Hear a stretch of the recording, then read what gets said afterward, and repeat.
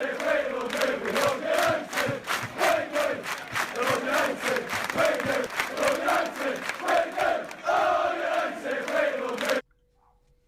back. Jay is back. Manchester United are back. More importantly, is Marcus Rashford back, spearheading Manchester United going forward? Some big players turned up today in terms of the stat column for Manchester United. Is it enough? Will it be enough? It's the breakdown show, everybody. Welcome along to Forever United TV. We have seen everybody play, apart from, obviously, Everton and Villa finishing this game off. And, of course, Bournemouth and Chelsea tonight. But Manchester United got the weekend off with a bang, with a 3-0 win. We're going to break it down half by half in detail with everything that's been said afterwards and everyone's opinions now that the dust has settled. Welcome along. Get your comments in the live chat, everybody. Please do give the video a like. Let's get as many likes as we possibly can. Let's also hit that subscribe button as well to make sure that you miss out on none of the variety of content that we've got, especially on this match day, which has been jam-packed with loads of opinions. And we've got a big opinion on the show with us right now in JJ. It's not often that we get to sit and chat comfortably after a full day of football, and Manchester United getting the biggest win so far on paper of the day, mate. Yeah, it's unprecedented. I don't think we've done a show yet where we've had 3 goals, a clean sheet, 3 different players, 3 points, and we literally have had the result of the day, compounded by Liverpool losing to Forest that nobody could have foreseen. So obviously tonight we are both drunk on the raw emotion of a win, but as you pointed out, we're going to do a deep dive into what really went on. Yeah, in terms of results, Jay, like you said, deep dive into everything that is important, which is points make prizes. United back into the top half of the table. Goal difference back to level again where we like to be on that nice 0 figure. Liverpool losing to Forest, showing how strong the Premier League is.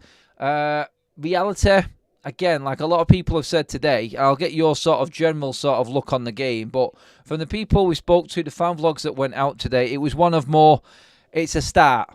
It only counts if United bounce on from this going forward with better performances and other more positive results in games like Crystal Palace coming up. We've got big games against Villa and Tottenham coming up as well in the league. And then you've got the mixture of FC 20 Barnsley and FC Porto in the 2 cup competitions, the League Cup and the Europa League as well, Jay. So really, result, we all have to say, that was paramount. Let's get it done. We weren't expecting anything pretty. What did you witness there today at St Mary's, mate? Okay, so result, all that matters is winning. And I've said it on your show many, many times. Winning, by any means necessary, is all that truly counts. But, Adam, let's be fair, and it was depicted in your fan blogs after the game. First half an hour, we were turgid, unresponsive. As per usual, overrun midfield. And we touched on it during the week with Southampton playing that 3-5-2 formation vis-a-vis our 4-3-2-3-1 overrun midfield. We were all bemoaning Eriksen started. Let's be fair, none of us saw that coming. And first half hour, it literally was like Milligan's boys. Southampton hard of possession. We had no cutting edge. Marcus Rashford was a ghost. Dalot, as we've seen, was getting skinned left and right every single time, crossing the box, and he was just being targeted because Rashford was 20 yards off him all the time. Then, game changer. I never thought I'd use these words. Game changer, Onana. I never thought I would say those words, Adam. I have to give the man credit. Saved the penalty. Okay, shit penalty to be fair, and saved the follow-up. So I'm going to give me flowers tonight because that was a game changer. It was.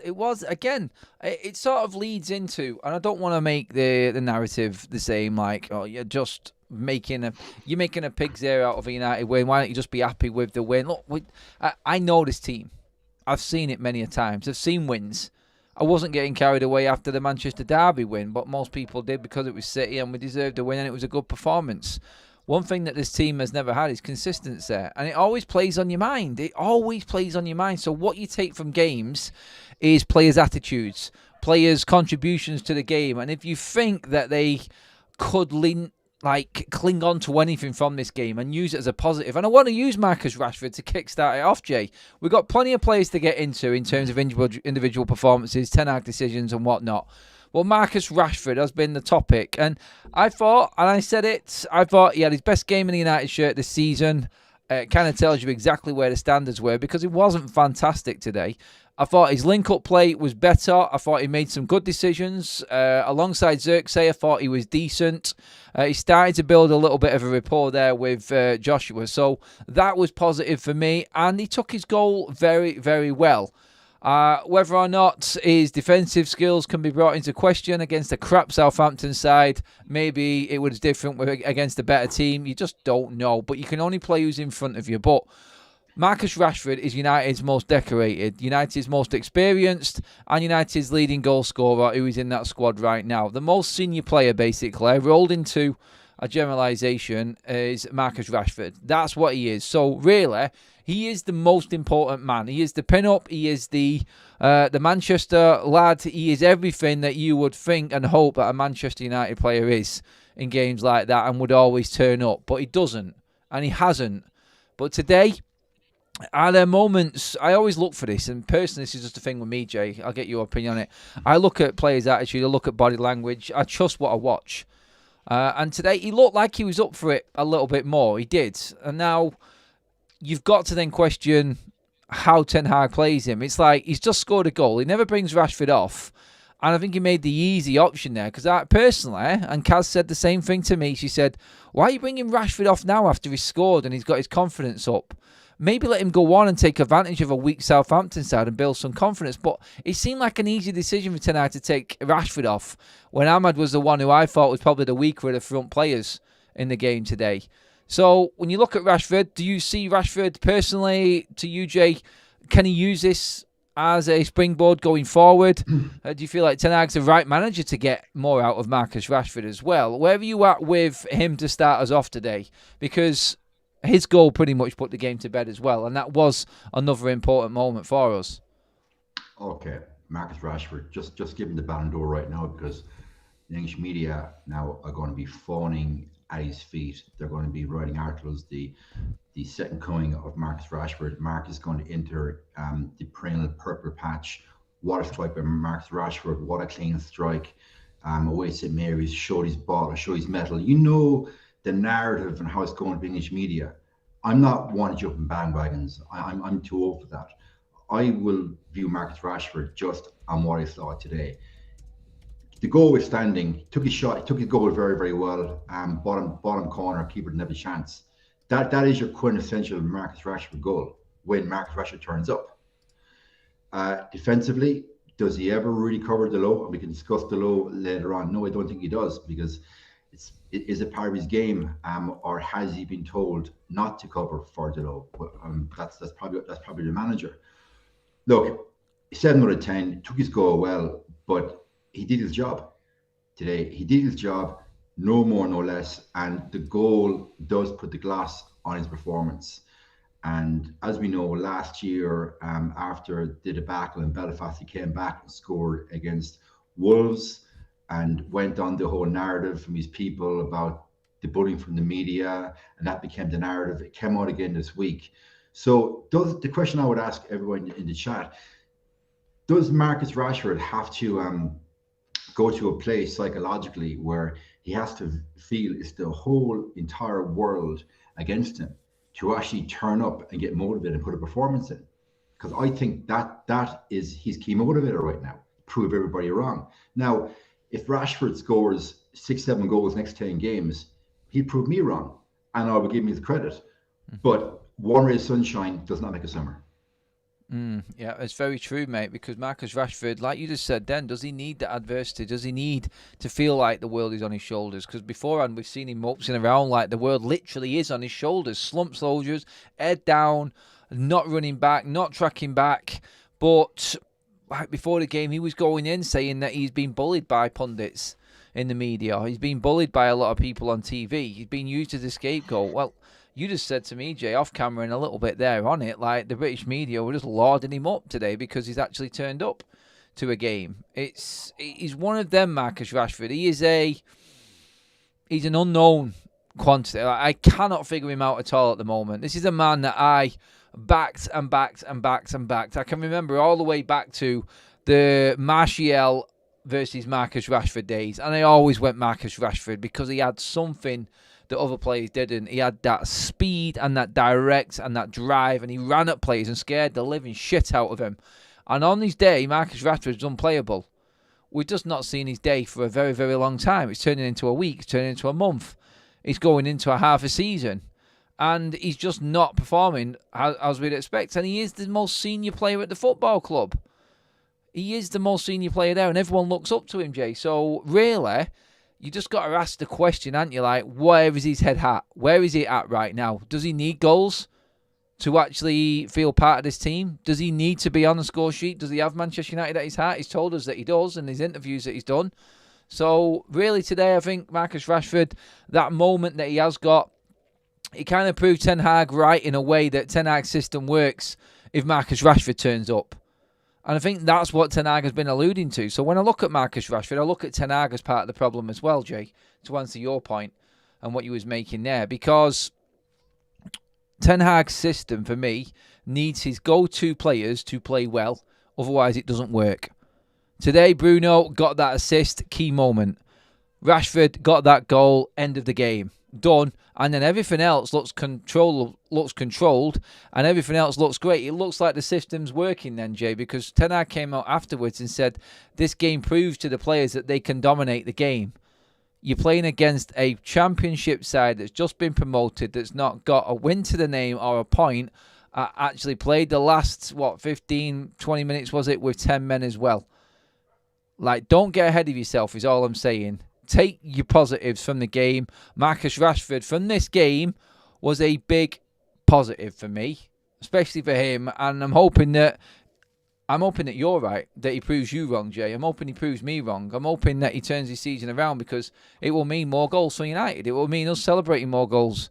And if he, the most decorated player, experienced player, and the one that these young lads that are all coming through are looking up to, start looking at a player playing with confidence again, then we are moving in the right direction. We need leaders. It's the biggest thing. And Ten Hag's so-called leaders have just not been putting it out on the pitch like Bruno and Marcus Rashford recently. And today they did. And lo and behold, we got the win. Oh. Look, Marcus got his goal at the perfect time. He got it on the 41 minute. That's like 3 minutes before half time. You're going in 2-0 up. Undeservedly 2-0 up. So you can play it off the pitch, yet you're walking in 2-0 up at halftime. So that scoreline did not reflect what you and I and everybody watched at home saw in the first half. So the team goes in at 2-0 at halftime. The whole team talk changes entirely for second half. The mood of the players changes because everyone comes out second half now with a spring in their step. Jack Stevens, I think he went off at the 78th or 79th minute. And I tweeted out, okay, here we go, 2 more goals. Once that guy got sent off for that foul on Garnacho, and it was a dirty one, right on his LC, and he could have done him damage, to be fair. So he had to go, and it was right in front of the United bench. Like, you foul a player in front of their bench, you have to go off. So I would have let Rashford stay on the pitch if he has a point to prove, and as you pointed out, if goals are the currency that he deals in, why would Ten Hag take him off if he is a star player? If his tactics are all predicated on Marcus Rashford turning up, then leave him on the pitch. He's playing 10 minutes. He might get you another 1 or 2, which will compound his confidence even more for when ultimately you play him against Burnley on Tuesday night. So I don't get him taking Rashford off after scoring a goal. I don't understand that. No, that was a weird one to me. That, like, he's a streaky striker, isn't he? He's a streaky forward. Like, he feeds off confidence, and when Rashford's on it, I said it before, he is absolutely unplayable. So why did you take him off? Just leave him on and let him bag a few more goals. Get it in there, basically. Get it in and let him build from there. Look, we're picking at little things here because at the end of the day, Manchester United won the game. It was 3-0. It was comfortable and a valuable win for Ten Hag. On Ten Hag, Jay, we're touching on his decision at the start of the game to play Eriksen. You mentioned it in your opening statement, actually. It was a weird one, a strange one. And no one could understand it. Like, literally, everyone who was coming in the chats on everything that was going on was all the same. It was like, why is he playing Eriksen? He's got 2 holding players there. And it could have gone either way. Like, that first half hour, if the penalty goes in again, the decision to play Eriksen compounds that poor first 30 minutes that Manchester United had. And Ten Hag looks like a bit of a lemon again, and everybody's questioning him. But look, we got away with it. But for you, his teams, do you reckon he knows what his best team is? Because he said that Ugarte and Casemiro being on the bench wasn't down to fitness. So he really rates Eriksen and Casemiro higher than... he rates Eriksen higher than Casemiro and Ugarte then for that particular game, which I didn't understand. I didn't understand because Eriksen played well when we went in front, just like everybody else. But the typical United that we've seen so far this season was the first 30 minutes, and Eriksen wasn't doing well. I didn't understand it. Do you reckon he's sending out a message there, Jay? Ten Hag, to say, I'm just going to do it my way. I don't care what anybody says. It's always going to be my way. Yeah, Ten Hag has proven, Adam, beyond a shadow of a doubt, that he is a very stubborn manager. That's beyond a shadow of a doubt. He barely played Eriksen last season. Somebody live chat will know. I will find out for us how many games last season did Eriksen actually play.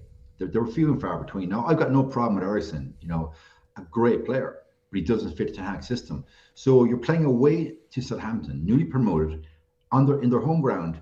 It's a 5-man midfield, and you play 2 number 10s or a 10 and 8. Depends on how you view Eriksen. He's either a 10 or an 8. He's not a 6. And you let Menu drift across the back 4 but by himself. And Menu likes to push forward. And meanwhile, you leave Casemiro on the bench. So if he rates Eriksen higher than Casemiro and his new signing Ugarte, well, that just shows a whole flaw in his matchday setup and his tactical analysis, is it not? Well, yeah, a lot of people would say the same thing. They would. I feel like, to be honest, Jay, honestly, looking at that, there's not much that we need to do. There's not much that we need to break down from that game. You have to look at it. United took their chances. They took advantage of a moment in the game, and they played well from there. Not so much well, but just controlled the game against the poor Southampton side. If we do it again against Crystal Palace, away from home, tougher challenge again, then I'll start to feel like we are really motoring and moving forward. If we get a win against Spurs in the league the following game, then I'm on board and I'm thinking this is moving forward and we are doing the right things and we're finding a system. And by that time, if we are still winning, then obviously Ten Hag has found his team and he knows exactly what he's doing with this team. Matthias de Ligt played well today, Jay, and got man of the match for everybody. I gave him man of the match because of his positional sense and everything that he did in terms of where he needed to be. I thought he was bang on the money today. I thought that gave me more hope out of today than the result did. A leader-type figure in Matthias de Ligt, who's come under loads of criticism this week, and he's come out today and he's played well. For me, that's the biggest positive I take away from this, that you've got someone like that who has had the shocker of a week on internationals, because everyone else played well on internationals. He's come back, got the man of the match. He's limited in certain areas, but I was chuffed to bits that he got the goals today. And I just feel like that really is what we should be looking at. New players coming in, and players that we know Ten Hag are going to use, like De Ligt, going forward. And you could just see the way that he organises at the back there. And alongside Ligt, who also is a experienced defender now and is a vocal defender, I feel like hopefully they will help Onana and help him feel a bit more comfortable as well. So that was my biggest takeaway really from today, Jay. Like the fact that De Ligt come back strong, got man of the match, and has sort of seamlessly slipped into that central defensive partnership with Ligt now. So in terms of the back line, second clean sheet of the season. Can't really argue with that. Never really troubled today, apart from the early stages. I know it's a poor team in Southampton, but you've got a defence there working alongside a goalkeeper that really haven't played together for Manchester United a lot. So I'm taking big positives away from that. more than anything today. Matthias de Ligt, your opinion on his performance today? Do you feel like he can be a difference this season for us? And do you feel like he will still be in if Lenny Yoro comes in a few weeks' time? Okay, unquestionably, de Ligt today, man of the match. Natural born leader, captain of Ajax when what was he, 1920? Yeah. He was very, very, very young captain of Ajax, and to be captain of a historical giant European football at that tender age shows the leadership qualities that gentleman has. Unfortunately, it didn't work out for him in Italy. I know a lot of fan base were skeptical when he was signed, but he's proven his worth since he's come in. And we grew up on Bruce, Pallister, Ferdinand, Stam, and now I don't want to tempt it, but do we have the nucleus of a partnership for the next 5 or 6 years in Martinez and de Ligt? Yoro is a young lad. I'd be lying if I said I knew much about him. I think he looks very, very slender in his build. So I don't think it's and also Ten Hag is not a manager that likes to just put players right into the team when they're fit. He's proven it already with Ugarte. So the fact that young player, he's not going to be walking into that team anytime soon. He'd be drip fed into that team. Because bear in mind, we still have Harry Maguire, who came on today, got booked literally a couple of seconds, and my man Johnny Evans had to come on there at the end and play left back. So there is green shoots in the back four that last season and the season before we did not see.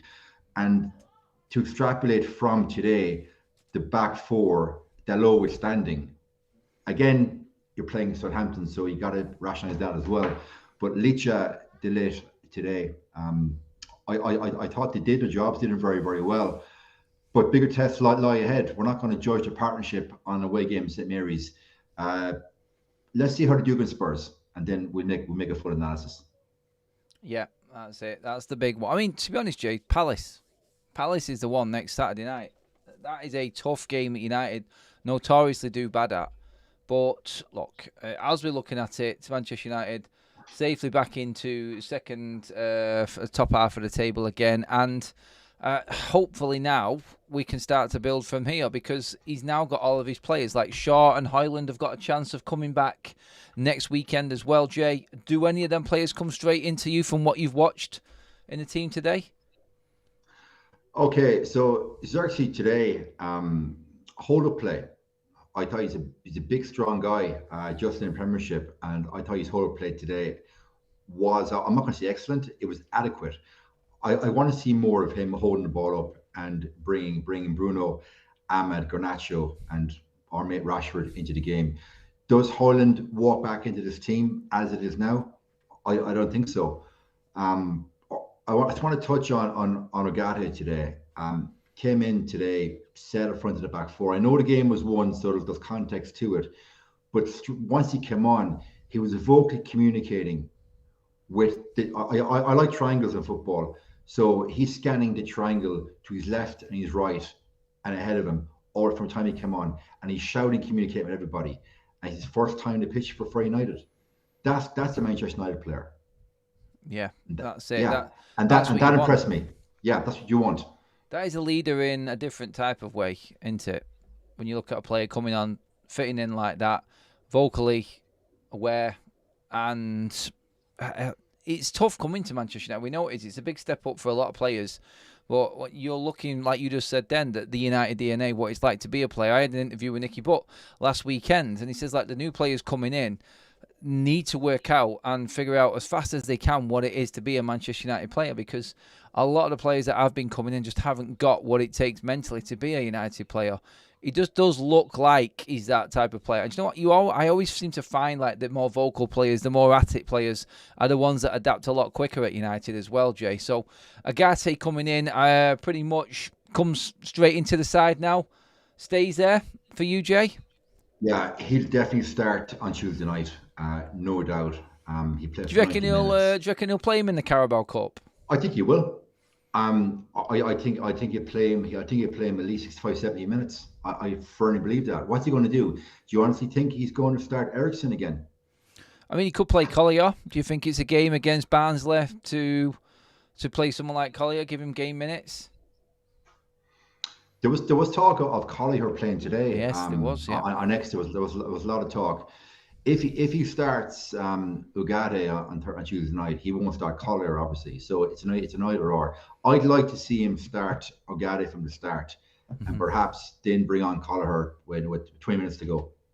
But I want to see him start Tuesday night before the test of Palace next weekend. Remember, Palace away in London. That's a tough game. Almost. It is, mate. It is. Like, I think the start of the season was talking to Alfie's manager this morning at his game. He was a home and away Man United fan. Like Wembley for the Community Shield. Then you got Brighton, South Coast, Southampton, South Coast, South London, Crystal Palace, then Chelsea. Like United's opening fixtures. I mean, Ten Hag has been moaning about 2 half-12 kickoffs in a row for Manchester United down on the South Coast, talking about the travel time and everything like that, and not getting full preparation for players. Jurgen Klopp had a big issue with that, obviously. Our old Liverpool nemesis, but there's just too many games in the season, and you can moan about it all you want. It's not going to change, because that's where the money's being driven from. You have to mix up the squad. And today, Ten Hag talked about it at the start. That's why he brought Eriksen in. He's utilising his squad. Maybe you're right, Jay. Like, Ugarte maybe plays an hour against Barnsley, comes off again. And you could safely say there then that he has had exactly the right amount of game minutes to go into that Palace game, start that, play a full 90 minutes maybe. I've quickly just got to thank Modern Samurai in the chat for them donated memberships. They've gone to Dave147, Basil Wazzle, Matthew Griffin, Rajat, and a very complicated looking name with a load of letters and numbers, but you know who you are. GR8 will call you. Thank you, Modern Samurai, and please give a thank you to him in the chat as well if you have just received one of them memberships. We have a poll running as well, Jay, which is, will Rashford push on from today? 62% of the chat are convinced that this is the day that Marcus Rashford has turned the corner. I hope you're all right. I hope you are all right. I look at things like certain individual player performances and hope that they can bounce on from there, Jay. We mentioned Ligt, we mentioned Ugarte coming in. Xerxes, is there a shout for Manchester United to not just refresh the players, Jay, but change the shape? Would you like to see Xerxes play alongside maybe a Højlund in a certain game as the two? Look, I'm a big advocate of the 3-5-2 formation. I like two strikers. I like a packed midfields and wing backs. But I think, unfortunately, right now, Ten Hag is in his stranglehold. It's like a 4-2-2-2-2, or he's off the use 4-2-1-3, which I don't think suits those players. So what a better place than Tuesday night in the Carabao Cup to actually experiment with another formation. I think he needs to. He needs to have a plan A, B, C, and D. When it's not going well in the game and you have to effect change, what's your plan B, C, and D? With Ten Hag, we haven't seen it yet. Yeah. I suppose that's what it's going to come down to, isn't it? Like, plan A worked today. We got the first goal. It came from one of his main men, Captain Bruno, onto one of his other now go-to in Ligt. Then Rashford got his. And then, obviously, Garnacho off the bench again with another contribution. It is when it comes to that plan B. Can you play the way you played for 60 minutes near enough in this game, in control like Ten Hag says, when it's still 0-0 or when you're 1-0 down? Can you be progressive that way? Do you have the mindset and the mentality to handle that pressure that is trying to find a result from behind, or trying to change a game when it's going away from you? I don't know, and I'm still not being convinced that this team has got it in them. Adam, we've got 34 game league games to look forward to establish just that, plus multiple games in Europa League. Look, I know it's if buts and maybes, but had Onana not stopped the penalty today, we go 1-0 down. Our narrative tonight would be completely different, because we'd have walked out of there today with a 1-1 draw or a 1-0 loss, and the narrative, the mood of the fan base would be completely different. So I've yet to see Ten Hag affect change when he's 1 or 2 goals down, because the head has dropped, the players' heads dropped, the motivation out the window.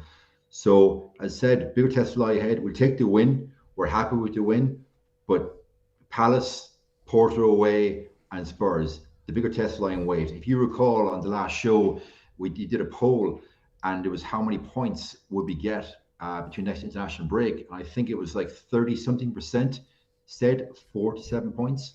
Yeah. Now, and look at it, we want to be wrong. We want to be sitting here in October saying, no, we got 12 points or 13 points or whatever. We want to be wrong. Like, you get a lot of flack. I get a lot of flack saying we're negative and we're this, we're that. No, we are saying exactly what we think. These are our true and raw opinions. And you'll get it real from us. We won't always get it right, but you'll get it real. Yeah, well, that's it. The table doesn't lie. United, after 4 games, are in, what is it? I think 8th position now after Villa's win. Look, it is what it is. Like, 4 games in, we're exactly pretty much where we was last season. We haven't moved up yet. I know it's still early, but like you said, Jake, 47 points. We can get a win against Palace, then it starts to look a lot rosier, because you got 2 tough games coming up to that. And you know what? It takes the pressure off needing to find something in a big game, but it also gives you the confidence going into them games that you've actually got something and can do something in them. Well, hey, we'll see, won't we? Kenneth with a super chat. Interesting poll result. Fool me once, he says. We are going to wrap things up there quick fire tonight, because I know there's another game coming up as well that everybody's going to be wanting to watch. And we just get through a jam-packed Saturday schedule. But I just want to say thank you to Jay again for coming on. Absolute legend, mate, as always. Thank you, my friend. Pleasure to be here. 3 points, so we can get the weekend off to a good start now, and everyone's positive. We can have a comfortable Sunday. That's what we can look at. It's all looking good. And let's not forget, everybody, Liverpool lost at home to Nottingham Forest. So, yes, the slot era has finally arrived. Let's just say that. Hey, look, you've got to laugh at your opponents when they're down, especially with what we're dealing with over the last few weeks. So it's good to be back where we was before that Liverpool game. Put it that way. Nothing has changed except, what was it now?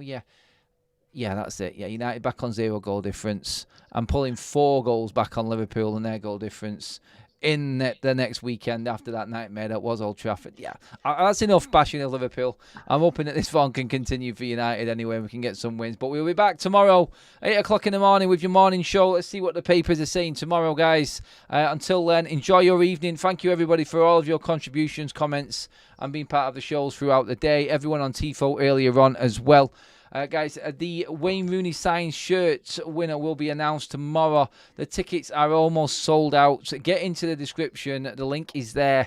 If you want to be part of the draw, then go get your ticket there now. There is only a handful of tickets left, and the draw will be this weekend. So make sure you get on that. But thank you, everybody. We will see you all tomorrow. Have a good one. Enjoy your night. And United won, so maybe you could watch Match of the Day as well. See you later, everyone.